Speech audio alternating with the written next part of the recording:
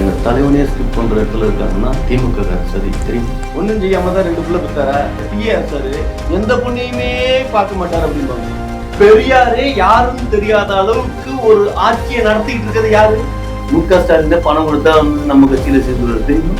OPS நாங்க தான் உள்ளார அமைச்சிருக்கோம். பொண்டாட்டி வேற, கொப்பாட்டி வேற, மனைவி வேற, துணைவி வேற, அதுக்கப்புறம் இணைவி வேற. வானம் டாக்கீஸ் நேயர்களுக்கு வணக்கம். 2026 தேர்தல் சூடு பிடித்திருக்கும் இந்த வேளையில் பல்வேறு அரசியல் தாக்கங்களை ஏற்படுத்துவார் என்று நினைத்த தமிழகத்தின் உச்சபட்ச நடிகரும் தமிழக வெற்றி கழகத்தின் தலைவருமான விஜய் அவர்களை பற்றிய பல கேள்விகளோடு நான் உங்கள் ஹரியன் இணைந்திருக்கிறேன். என்னோடு தமிழக வெற்றி கழகத்தின் உயிர் தொண்டனும் மேலும் திரைப்பட இயக்குனருமாகிய நந்தவனம் நந்தகுமார் அவர்கள் இணைந்திருக்கிறார். தவிர்க்க முடியாத கேள்விகள், விலக முடியாத விவாதம். வணக்கம் சார். வணக்கம். இவ்வளோ நேரம் இன்ட்ரடக்ஷன் கொடுத்தா ஸ்கிப் பண்ணிட்டு போயிடுவாங்க தெரியுமா? விஜயவே ஸ்கிப் பண்ணுறாங்கண்ணா. எங்கள் தலைவனே ஸ்கிப் பண்ணுற இடத்துல இருக்காங்கன்னா என்ன நடக்குது? திமுக சதி தெரியும். நல்லா இருக்கீங்களா சார்? நான் நல்லா இல்லைன்னா நீங்கள் என்ன பண்ண போகிறீங்க? ஏதாவது நல்லா இருக்கிறதுக்கு 4 ஏதாவது செய்ய போகிறீங்களா? உங்கள் தலைவர் எப்படி இருக்காரு? அவர் நல்லா இல்லைன்னு ஊரே தெரியுது. ஒருத்தர் நல்லா இல்லைன்னு மேடையில் அழுவார், நல்லா இருக்கிறவன் சிரிப்பான்ல. வேலூர் மேடையில் எங்கள் தலைவர் அழுதார்ல, அப்போ நல்லா ஏன் சார் அழுதாரு? ஏன் அழுதாரு? அதான் லவ் ஃபெயிலியரு அழுதாரு. இப்போ ஆயிரக்கணக்கான பேர் நின்று வாழ்க்கை என்ன ஆகுமோன்னு நாதி எத்து போய் நிற்கிறப்ப இந்த மக்களுக்கு நாம ஏதாவது செய்ய முடியாதா அப்படின்னு அந்த கண்ணீர். அவங்க மனைவிக்கே அவர் ஒன்றும் செய்யலை அப்படின்னு மனைவி விவகாரத்துக்கு ஒரு நீதிமன்றம் போயிருக்காங்களே சார். ஒன்றும் செய்யாம தான் 2 பிள்ளை பெற்றாரா? இல்லை, இப்போ இல்லை, புரியல. இது எப்படிங்க? ஒன்றும் செய்யாம தான் 2 பிள்ளை. அந்த டிஆர் சார் எந்த பொண்ணையுமே பார்க்க மாட்டார் அப்படிம்பாங்க. 2 பொண்ணையுமே பார்க்காமையா 3 பிள்ளை பெற்றாரு? இது எந்த விதத்தில் சரி? உங்கள் தலைவர் பற்றி பேசலாமா சார்? எங்க தலைவரா? எந்த தலைவர்? தமிழக வெற்றி கழகத்தோட தலைவர், உங்களோட தலைவர் விஜய். நல்லா ஒன்று தெரிஞ்சுக்கங்க. எங்க தலைவர்னா அப்படி மொட்டையா உங்க தலைவர்னு சொல்லாதீங்க. எங்க தலைவரோட தலைவர்லாம் இருக்காங்க. அம்பேத்கர் இருக்காரு, பெரியார் இருக்காரு, காமராஜர் இருக்காரு, ஆமா, ஜான்சி ராணி இருக்காங்க, அஞ்சலி அம்மா இருக்காங்க. இவங்கெல்லாம் இருக்காங்கன்னு உங்க தலைவருக்கு தெரியுமா? பாத்தீங்களா? ஏன்னா எங்க தலைவர் முன்னால் நின்று உங்கள்கிட்ட பேசிட்டு இருக்காரு, அவங்க எல்லாம் பின்னால் நிக்கிறாங்க. எங்க தலைவன் இப்படி திரும்பி இப்படி பார்த்தா பேச முடியும். அப்ப என்ன பண்ணுவான்? மக்கள் எல்லாரும் என்ன செய்வான்? எப்ப நான் பின்னால் திரும்பி பார்த்துட்டு இருக்க தலைவருக்கு மரியாதை கொடுக்குறோங்கிற பேர்ல இப்படி திரும்பிட்டோம்னா ஊர் என்ன சொல்லும்? அந்த தலைவர்கள்லாம் இருக்காங்க அப்படிங்கிறத உங்களுக்கு தொண்டர்கள் எல்லாருக்கும் தெரியுமா? டிவிக்கு தொண்டர்கள் எல்லாருக்கும். ஏன்னா ஒரு புகைப்படத்தை காட்டி இவங்க யாருன்னு கேட்டால் யாருன்னே தெரியல அப்படின்னு சொல்கிறாங்க. பெரியாரை யாருன்னு தெரியல, அம்பேத்கரை யாருன்னு தெரியல, உங்களோட கொள்கை தலைவர்களே யாருன்னு தெரியல. உங்களோட கட்சியோட கொள்கைகள் எப்படி தெரியும் அவங்களுக்கு? பெரியாரே யாருன்னு தெரியாத அளவுக்கு ஒரு ஆட்சியை நடத்திட்டு இருக்கிறது யாரு? திமுக காரங்க. இப்ப எங்க கட்சி ஆரம்பிச்சு 3 வருஷம் தாங்க ஆகுது. பல வருஷமா 70 வருஷமா இவங்க கட்சி நடத்திட்டு இருக்காங்க. பெரியார தெரியாத அளவுக்கு இந்த சமுதாயத்தை ஏற்படுத்தி வச்சிருக்காங்கன்னா ஒண்ணு தெரியுமா? சீமானுக்கே இப்ப பெரியார் யாருன்னு தெரியாம போச்சு. அப்படி இருக்கிறப்ப எங்க தொண்டன்ல ஒருத்தன் பெரியார் யாருன்னு கேட்டப்ப சத்யராஜிய காட்டியா சொல்லுவோம். திமுக காரங்கள்ட்ட பெரியாரை கட்டினாங்கன்னா கண்டிப்பா தெரியும் பெரியார் யாருன்னு. டிவிகே தொண்டர்கள்ட்ட கேட்கும் போதுதான் தெரியலன்னு சொல்றேன். இந்த தொண்டன்லாம் எங்க இருந்து வந்தான்? இந்த தொண்டனோட அப்பா அம்மா எல்லாம் யாரு? எல்லாம் திமுக காரன் தானே. எங்க தலைவனே சைக்கிள் ஓட்டி தானே திமுக ஜெயிக்க வச்சாரு. அது உண்மையா சார்? அது திமுகவுல இருந்து பிரிஞ்சு வந்தது தானேங்க தாவேக்கா. சைக்கிள் தெரியுமா தெரியாதா? சைக்கிள் ஓட்டி திமுக ஜெயிக்க வச்சவர் இன்னைக்கு ஏன் திமுக இவ்வளவு கடுமையா எதிர்க்கிறாரு? புரியுதுங்களா? நல்லவன் நினைச்சு ஓட்டு போட்டோம். இப்ப நல்லவன் ஏன் இருக்காங்க? யாராவது ஒரு நல்லது சொல்லுங்களேன். உடனே எங்க வீட்டுல 5000 ரூபாய் பணம் வாங்கினாங்கன்னு சொல்லாதீங்க. ஆமா, யார் வீட்டு காசு? Okay sir. இப்போ திமுக 5000 ரூபாய் பணம் கொடுத்தாங்க. ஸோ அதனால திமுகவுக்கு எல்லா ஓட்டும் போயிடுமா? இப்போ டிவிக்கு ஓட்டு விழுகாத 2026ல்? அதான் நம்ம மக்கள் எவ்வளவு தெளிவான மக்கள் தெரியுமா? ஆமா, பார்க்கறதுக்கு நன்றி கெட்ட மக்கள் மாதிரி தெரியும். காசை வாங்கிட்டு சீமானுக்கு ஓட்டு போடுவாங்களோ ஒழிஞ்சு இங்க டிஎம்கேக்கு ஓட்டு போட மாட்டாங்க. அப்ப டிவிகேக்கு போட மாட்டாங்க, சீமானுக்கு. ஹலோ, நான் உதாரணத்துக்கு சொல்றேன். சீமானுக்கே ஓட்டு விடுவோம்னா அப்ப எங்க தலைவன் விஜய்க்கு ஓட்டு விடுவாரா? இல்ல, இப்ப நடக்கிற இஷ்யூஸ் எல்லாம் பார்க்கும்போது விழுகாதுன்னு தான் தோணுது. நீங்க என்ன நினைக்கிறீங்க? என்ன இஷ்யூஸ்? இப்போ அவங்களோட மனைவியே பார்த்தீங்கன்னா என்ன சரியா பார்த்துக்கல அப்படின்னு சொல்லி நீதிமன்றத்தில் வழக்கு தொடுத்திருக்காங்க. இது எவ்வளவு பெரிய தவறான செயல் தெரியுமா? யார் செஞ்சது? யார் செஞ்சதா? அதான் ஒரு விஷயம். ஒரு மனைவி போனா ஒரு பெரிய மேட்டரே கிடையாது. 1000 அம்மாக்கள், 1000 அக்காக்கள், 1000 தங்கைகள், 1000 மனைவிகள் என் தலைவனுக்காக காத்துட்டு இருக்காங்க தெரியுமா? 1000 மனைவிகளும் காத்துட்டு இருக்காங்களா? அப்புறம் பாத்தீங்களே, ஒரு பெண் தொண்டர் என் புருஷனை விட தலைவர் தான் பிடிக்கும், விஜய் தான் பிடிக்கும் அப்படிங்கிற அளவுக்கு இருக்குதுன்னா, அதே ஒரு பெண் வந்து உங்க வீட்டு பெண்ணா இருந்து அந்த மாதிரி சொன்னாங்கன்னா அதை நீங்க ஏத்துப்பீங்களா? உங்க வீட்டு பெண்ணு சொல்றாங்கன்னா எங்க வீட்டு பெண்ணுன்னு சொல்லுவாங்க. எங்க வீட்டு பெண்கள் சொல்ல மாட்டாங்களே. அப்ப திமுக காரனை விரும்புறாங்களா உங்க வீட்டுல இருக்கிறவங்களா? ஓட்டு போடுறது வந்து ஒரு ஜனநாயக கடமை. விரும்புறது வேற, கொடுத்து நான் நடத்துறது வேற. திமுக ஓட்டு போட்ட யாரும் வந்து நான் இவங்களை வந்து எனக்கு புருஷனை விட இவங்களை எனக்கு ரொம்ப பிடிக்கும்னு சொல்றது கிடையாது. ஆனா டிவி தொண்டர்கள் சொல்றாங்க. ஓபன் மைண்டடா சொல்றது எங்க கட்சியில இருக்காங்க. சொல்லாம வீட்டுக்குள்ளே உட்கார்ந்துட்டு அங்கதான் பார்த்தோமே நாட்கள்ல செவரேறு குச்சி மொழி நடுராத்திரியில என்ன டிஸ்கஷன் நடந்தது? கட்சி பணியா? நான் யாருக்கு ஓட்டு போறேன்னு சொல்றதே ஜனநாயகத்துக்கு எதிரானது. அப்படிங்கிறப்ப ஒருத்தவங்களுக்கு ஓட்டு போறேன் என்னோட கணவனை விட அவரை தான் எனக்கு ரொம்ப பிடிக்கும் அப்படின்னு சொல்றது சரியான விஷயம் நீங்க சொல்றீங்களா? அது நம்ம கலாச்சாரத்துக்கு ஏத்ததா? ஆமா, இப்ப நம்ம கலாச்சார பிரகாரம் தான் தமிழ்நாடு இருந்துட்டு இருக்குது. ஒரு விஷயம் தெரியுமா? அப்ப எல்லாம் காதலிச்சாங்க, கல்யாணம் பண்ணாங்க, அதுக்கப்புறம் தான் ஹனிமூன் போனாங்க. இப்ப எடுத்தோடுமே ஹனிமூன் போறாங்க, அதுக்கப்புறம் தான் கல்யாணம் பண்றாங்க, அதுக்கப்புறம் தான் காதலிக்கிறாங்க. தமிழ்நாடு கலாச்சாரம், தமிழ் மக்களோட கலாச்சாரம். நீங்க தமிழ்னா? நான் தமிழன் தான் சார். நீங்க? அதான் கலாச்சாரம் தெரியாம வாழ்ந்துட்டு இருக்கீங்க. என்ன பண்றது? இப்ப விஜயோட மனைவி இருக்காங்கல்ல சங்கீதா, இப்ப அவங்க விஜய் மேல வழக்கு தொடுத்திருக்காங்க. இப்ப இவர் இன்னமும் மாநாட்டுக்கு வருவாரா இல்ல வந்து கோர்ட்டு வாசல்ல அலைவாரா? அதான் ஒரு விஷயம் தெரியுமா? நல்லா ஒண்ணு தெரிஞ்சுக்கங்க. சொல்லுங்க. நம்ம வேலை பார்க்கறதுக்காக தான் நமக்கு வேலைக்காரனை வச்சிருக்கோம். புரியுதுங்களா? வக்கீல்லாம் எதுக்கு இருக்காங்க? இல்ல 20ஆம் தேதி வந்து வக்கீல் இல்லாம நேரடியா ஆஜராகணும்னு நீதிமன்றம் சொல்லியிருக்கு. விஜய் நேரடியா தான் போய் ஆகணும். 20ஆம் தேதி தானே? மத்த நாள்லாம் எதுக்கு? மத்த நாளெல்லாம் மக்களுக்கு, 20ஆம் தேதி மட்டும்தான் மனைவிக்கு. மாநாடு போடுறப்ப மட்டும்தானே கூட்டத்துக்கு வராரு விஜய். மத்தபடி பனையூர்ல தானே இருக்காரு அவரு. ஏன் பனையூர்ல எந்த வீட்டுல இருக்காருன்னா அதையும் சொல்லுங்களேன். உங்களுக்கு நீங்க தான் உயிர் தொண்டன், உங்களுக்கு தான் தெரியும். உயிர் தொண்டன் இல்ல, பிலிக்ஸ் ஜெரால்டுன்னு ஒருத்தர் இருக்காரா? அவரோட ஊரகத்தெல்லாம் பாக்குறீங்களா? சொல்லுங்க. தலைவன் எத்தனை மணிக்கு எந்திரிக்கிறாரு, எத்தனை மணிக்கு டாய்லெட் போறாரு, எத்தனை மணிக்கு என்ன பண்றாருன்னு புதிய தலைமுறையில அவ்வளவு தெளிவா சொல்லுவாங்க தெரியுமா? ஆமா, பாக்குறீங்களா பாக்கலையா? இப்ப நான் கேட்ட கேள்விக்கு நேரடியா பதில் சொல்லுங்க. நேரடியா பதில் இல்ல, மறைமுகமா சொன்னாலும் இதேதான். இல்ல இப்ப மாநாட்டுக்கு வருவாரா இல்ல கோர்ட்டு வாசல்ல அலைவாரான்னு கேட்டேன். அது என்ன பண்ணுவாரு? ஏன்னா இது வரைக்கும் அவர் மக்களை வந்து சந்திக்கல. எது மக்களை வந்து மாநாட்டுல மட்டும் தான் சந்திக்கிறாரு. மீடியா பீப்புள்ஸ் என்ன சந்திக்கல. எந்த கேள்வி வரைக்கும் மோடி எங்கேயாவது சந்திச்சிருக்காரா? மோடி வந்து வருஷத்துக்கு ஒரு முறையாவது பிரஸ் மீட் கொடுக்குறாரு. பிரஸ் மீட் கட்சி ஆரம்பிச்சு 3 வருஷத்துல என்ன பிரஸ் மீட்ல இது வரைக்கும் கொஸ்டின் பண்ணிருக்கானா அவரை பார்த்து? இதுதான் கொஸ்டின், இந்த கொஸ்டினுக்கு நீங்க ஆன்சர் பண்ணுங்கன்னு நல்லா தெரிஞ்சுக்கங்க. ஏன் சம்பந்தம் இல்லாம மோடியை பேசுறீங்களா யோசிக்காதீங்க. எங்க தலைவர் வந்து 26 சிஎம் 31 பிஎம். அதனால அந்த இடத்துக்கு போறதுனால அவங்களோட கம்பாரிசன் வச்சு இப்ப பேச வேண்டியதா இருக்குது. 2026ல விஜய் கன்ஃபார்ம்டு சிஎம் ஆயிடுவாரு. நீங்க நம்புறீங்க? நாங்க நம்புறோமா?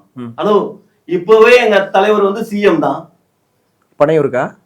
பனையூருக்காவா?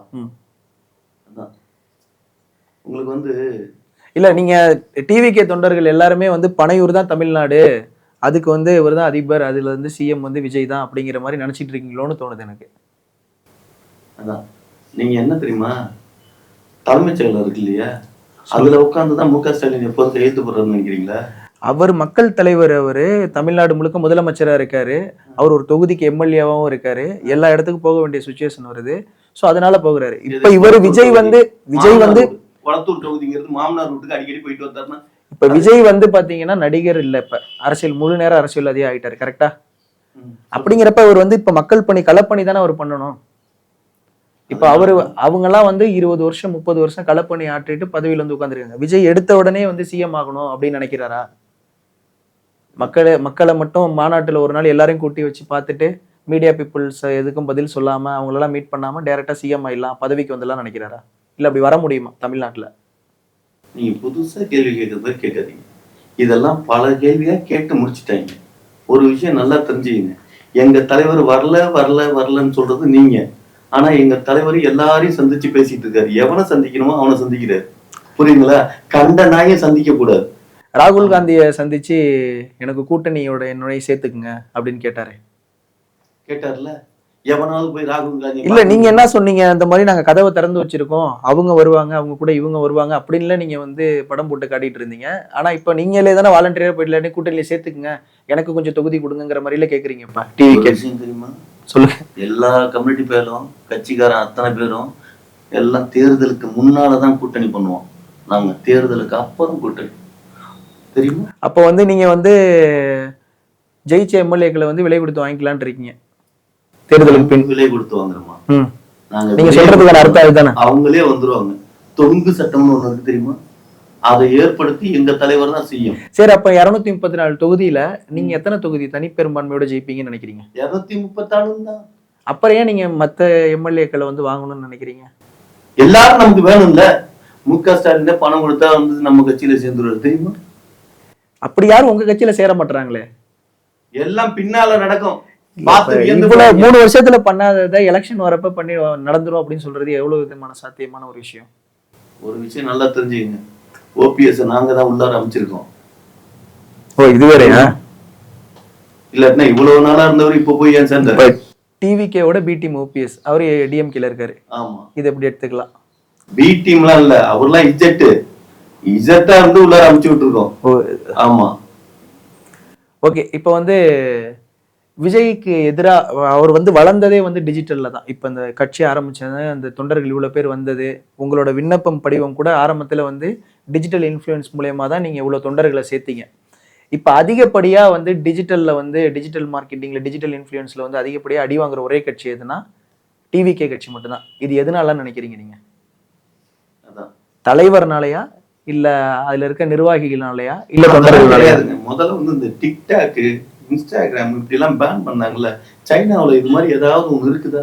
எல்லாத்தையும் நிப்பாட்டிடுவாங்க. அது மாதிரி மோடி இதெல்லாம் நிப்பாட்டினாருனாதான் நம்மளை கொண்டு போய் கடைக்கோடியில இருக்கிற மக்கள்கிட்டையும் அந்த நம்பிக்கையை வச்சிருக்க முடியும். இந்த நம்பிக்கையெல்லாம் உடைக்கிறாங்க இந்த மீடியாக்காரங்க இருக்காங்களே, அவங்க சீரியஸா சொல்றாங்க.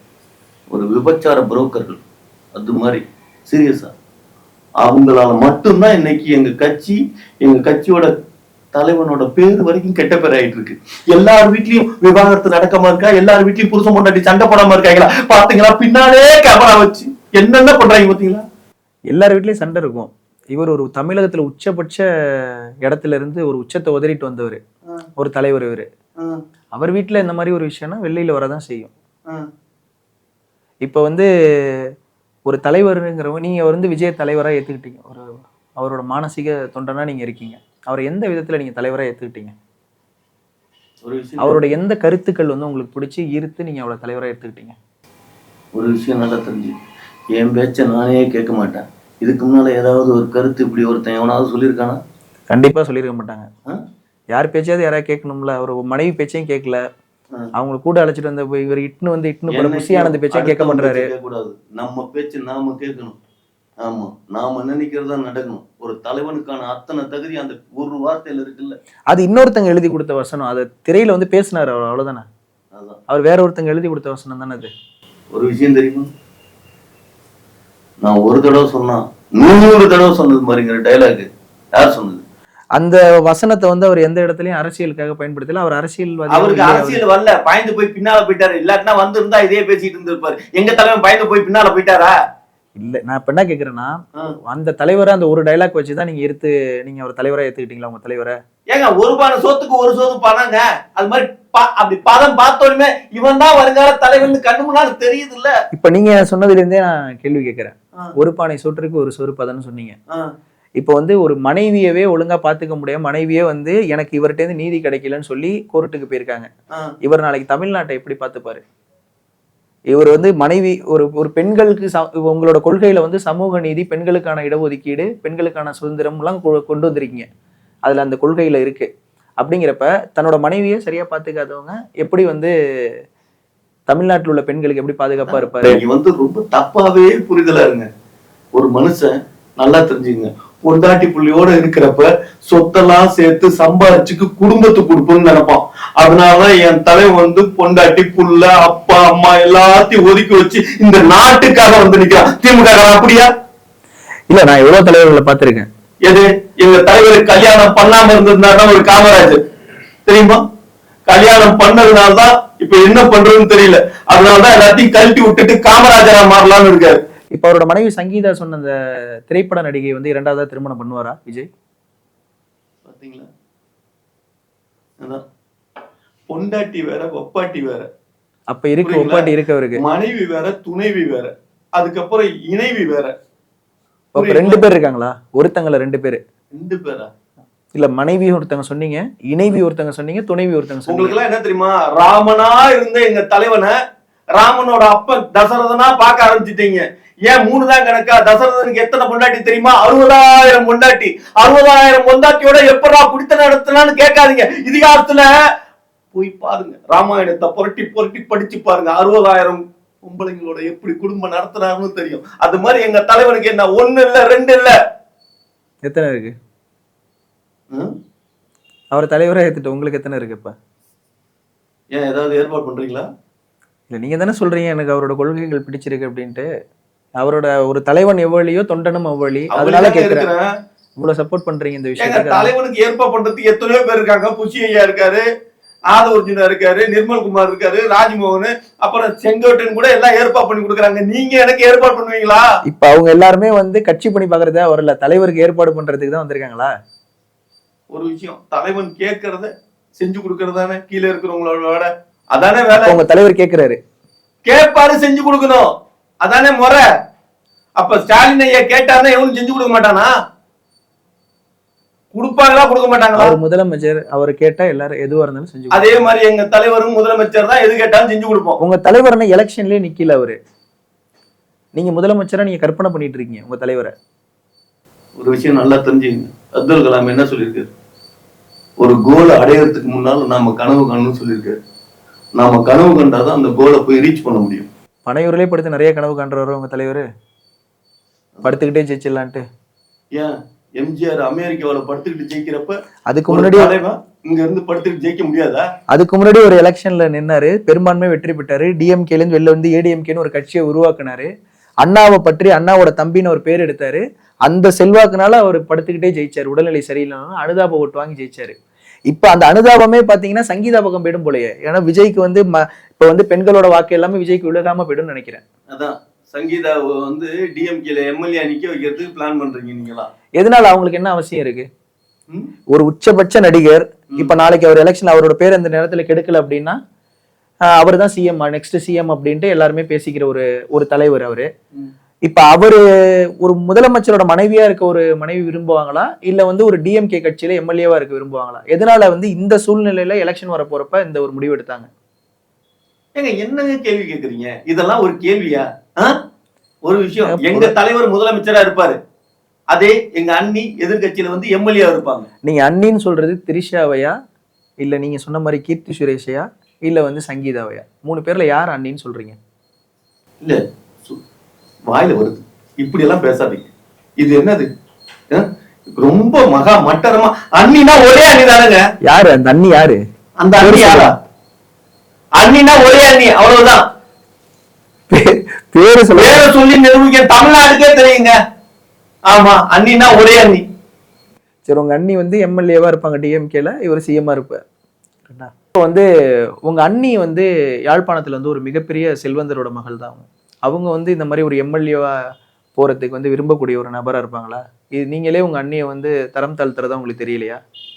இல்ல இது வந்து உங்களோட கனவு முதலமைச்சரா இருக்கிற விஜய்க்கு தெரியாதா? யாழ்ப்பாணத்துல இருக்கிறவங்க மிகப்பெரிய பணக்காரன், அப்படியே போய் நாங்க யாழ்ப்பாணத்துல இது பண்ணிட்டோம். அவங்க லண்டன்ல செட்டில்ட் ஆயிருக்காங்க. லண்டன் யாழ்ப்பாணத்துல இருந்து போயிட்டு அண்ணி லண்டன் சொல்லுங்க, அப்பதானே எங்களுக்கு பெருமையா இருக்கும். யாழ்ப்பாணம் சொல்லி கேவலப்படுத்துறீங்க. இலங்கை தமிழர்கள் இலங்கையிலே இருக்க முடியாம எல்லாத்தையும் ஓட ஓட விரட்டி விட்டாங்கல்ல. யாழ்ப்பாணம் இலங்கை தமிழர்கள்னு சொன்னா கேவலம்னு நினைக்கிறீங்களா? அப்பதானே ஆகி போச்சு. நீங்க அப்படி நினைக்கிறீங்க? நாங்க அப்படி நினைக்கிறோம்ல, அப்பதான் ஊரே நினைக்குது. நீங்க அப்படி நினைக்கிறீங்களா? ஆர்ஃபனேஜ் போய் பாத்துருக்கீங்களே, இவ்வளவு ஈழ தமிழர்களை பத்தி இப்படி எல்லாம் கொண்டாடுறீங்களா? அந்த ஆர்ஃபனேஜ் எல்லாம் ஊருக்கு ஊர் வச்சிருக்காங்கன்னு சொல்றாங்க, போய் பாத்துருக்கீங்களா? பாத்தீங்களா பார்க்கலையா? பார்க்கல. அதான் நம்ம தமிழரோட ஒரு பற்று, நம்ம சொந்தம் கிந்தம் எல்லாம் பொய்யுங்க, எல்லாம் பொரடு. ஆமா, அங்க இருக்கிறவங்களுக்கு ஏதாவது அடிப்படை உரிமைகளை ஏதாவது பண்ணி கொடுத்துருக்காங்களா? எல்லா உரிமைகளும் பண்ணி கொடுத்துட்டு தான் இருக்காங்க. பண்ணி கொடுத்துருக்காங்க சொல்லாதீங்க. அவங்களுக்கு இப்ப எல்லாருக்கும் 5000 ரூபாய் பணம் கொடுத்தாங்க, அவங்களுக்கு கொடுத்தாங்களா? அவங்க வந்து இந்திய பிரஜையா இருக்கிற பட்சத்துல, தமிழ்நாடு பிரஜையா இருக்கிற பட்சத்துல அவங்களுக்கு கண்டிப்பா அந்த 5000 ரூபாய் பணம் சேர்ந்திருக்கும். வந்து அகதியா இருக்கிறப்ப அவங்களுக்கு வந்து கொடுக்க மாட்டாங்க. இது எந்த அரசு அமெரிக்காவில போய் அகதியா சேர்ந்தவனுக்கு எல்லாம் என்ன தெரியுமா? மாதம் மாதம் சப்சிடி கொடுப்போம், மாதம் மாதம் வாழ்வியல் தொகைன்னு பெரிய அமௌண்ட் கொடுப்பாங்க. தமிழ்நாட்டுல எல்லாரும் அமெரிக்காவுக்கு ஓடுறோம். தமிழ்நாட்டுல அகதிகளா இருக்கிறவங்களுக்கும் தமிழ்நாடு அரசு வந்து மாதம் மாதம் வந்து அவங்களுக்கு மானிய தொகை கொடுத்துட்டு இருக்கு. அவங்களுக்கு உதவி தொகையில இருந்து அவங்களுக்கு கிட் வரைக்கும் எல்லாமே கொடுத்துட்டு தான் இருக்காங்க. அது உங்களுக்கு தெரியுமா? அதை ஏன் மீடியாக்காரன் எடுத்து போட மாட்டேங்கிறான்? ஒரு அரசு மீடியா விபச்சாரர்கள் சொல்றது நம்புறீங்களா? எல்லாருக்கும் எல்லா விஷயத்தையும் போய் சேர்க்கணும்ல. ஒரு தமிழனுடன் ஒரு அகதியா வந்து இந்த இடத்துல நல்லா வாழ்றான் அப்படிங்கறத நீங்க இது வரைக்கும் போட்டிருக்கீங்களா? நல்லா வாழலைங்கிறது உங்களுக்கு தெரியுது இல்ல? எந்த கட்சி ஆட்சி அமைக்கு ஆட்சியில இருக்கோ இல்லையோ, அகதிகளை முகாம வழி நடத்துறது யாரு? அந்தந்த மாநில அரசு தானே. இது உங்களுக்கு தெரியும்ல? சொல்லுங்க. அப்ப அகதிகளை முகாம ஏற்படுத்தினது அந்த மாநிலங்களை ஏற்படுத்தினது யாரு? அந்தந்த மாநில அரசு. இதெல்லாம் வந்து உங்க தலைவருக்கு தெரியுமா? இதே மாதிரி அகதிகள் இருக்காங்க, இவங்களுக்கு எல்லாம் இதெல்லாம் பண்ணணும் அப்படின்னு தெரியுமா உங்க தலைவருக்கு? 50 வருஷத்துக்கு முன்னால ஜெமினி பிரிட்ஜை கட்டி வச்சாங்க, புரியுதுங்களா? அது ஆடுதுன்னு சொல்லிட்டு மறுபடியும் தூண்லாம் நட்டு பெயிண்ட்லாம் அடிச்சு ரெனோவேட் பண்ணி வச்சாங்க. அது மாதிரி அகதிகள் முகாம் எப்பவோ ஆரம்பிச்ச தமிழ் அரசு தானேங்க, அந்தந்த மாநில அரசு தானே ஆரம்பிச்சாங்க. அதை ரன் பண்ணிட்டு தானே இருக்காங்க. ரன் பண்ணிட்டு இருக்காங்கன்னா அதைத்தான் சொல்றேன். இன்னைக்கு இருக்கிற நிலைமையை போய் பார்த்திருக்கீங்களா? அந்த கட்டடங்கள்லாம் எப்படி இருக்குன்னு பார்த்திருக்கீங்களா? அந்த கழிவு ஒரு தமிழர் போய் கக்கூசு போற இடத்தை பார்த்திருக்கீங்களா? போக முடியாதுங்க. ஆமா, இதெல்லாம் எங்க தலைவன் பார்த்துதான் அடக்கி வச்சிருக்காரு. என்ன வச்சிருக்காரு? என்ன கக்கூசியை அடக்கி வச்சிருக்காரு? கோவத்தை அடக்கி வச்சிருக்காரு. அதனாலதான் அந்த கோவத்தோட வெளிப்பாடுதான் எங்க தலைவர் வந்து கட்சி ஆரம்பிச்சாரு. இப்ப என்ன பண்ணலான்னு இருக்காரு? அடுத்ததான் என்ன பண்ணலான்னு இருக்காருன்னா, அடுத்த கட்டமா இப்ப அவருக்கு வந்து 20ஆம் தேதி வந்து நோட்டீஸ் கொடுத்திருக்காங்க. அதான் 2வது கல்யாணம் பண்ண போறாரு. என்ன பண்ணலாம்? யார பண்ண போறாரு? யார பண்ண போறாரு? யார பண்ணா உங்களுக்கு பிடிக்கும்? எனக்கு பிடிச்சது இல்லைங்க, உங்க தலைவருக்கு பிடிச்சிருக்கணும்ல. இல்லங்க, உங்களுக்கு பிடிச்சதே எல்லாம் பிடிச்சவனுக்கு கல்யாணம் பண்ணி வைக்கிறாங்க. எல்லா பெட்ரோல்களும் பிடிச்சவனுக்கு கல்யாணம் பண்ணி வைக்கிறாங்க. உங்க தலைவர் உச்சபட்சத்துல உங்களுக்கு யார கல்யாணம் பண்ணலாம்? நீங்க சொல்லுங்க, யார வேணுமான்னு சொல்லுங்க, அவங்களை கல்யாணம் பண்ணுவோம், நம்ம ஏற்பாடு பண்ணுவோம். உங்க தலைவர் வந்து நாங்க காட்டி தான் கொடுக்க மாட்டோம், ஆனா கூட்டி கொடுப்போம். சொல்லுங்க யாருன்னு சொல்லுங்க. நீங்க டிவி கேக்கு பொருந்தது இல்ல. எது நீங்க சொல்றது? டிவி. இப்ப நீங்க டிவி கே தொண்டனா சொல்றீங்க, டிவி கேல உள்ள தொண்டர்களுக்கு இது பொருந்தும். தமிழனா சொல்றேன், நாங்க காட்டி கொடுக்க மாட்டோம், ஆனா கூட்டி கொடுப்போம். தமிழர்கள் யாரும் அப்படி கூட்டி கொடுப்போம்னா என்ன? ஒரு ஏழைக்கு 10 ரூபா கொடுக்குற இடத்துல 20 ரூபா கூட்டி கொடுப்போங்க. நீங்க என்ன நினைக்கிறீங்க? அதுதான் நானும் கேட்டேன். 20 ரூபாங்கிறத 50 ரூபாயா கூட்டி கொடுப்பீங்களான்னு கேட்கிறேன். ஏன்னா இது வரைக்கும் மாநில அரசு ஒரு விஷயம் பண்ணிக்கிட்டு இருக்கு. நீங்க வந்தா என்ன கூட்டி கொடுக்க போறீங்க? இப்ப விஜய் சிஎம் ஆனா என்ன கூட்டி கொடுக்க போறாரு அப்படின்னு நான் கேட்கிறேன் உங்கள்ட்ட. அதான் அதேதான் நானும் சொல்றேன். இவங்க கூட்டி கொடுத்ததை விட நாங்க இன்னும் அதிகமா கூட்டி கொடுப்போங்க. நந்தகுமார் சார் அவர்களுக்கு ரொம்ப நன்றி சார், உங்க நேரத்தை ஒதுக்குறதுக்கு.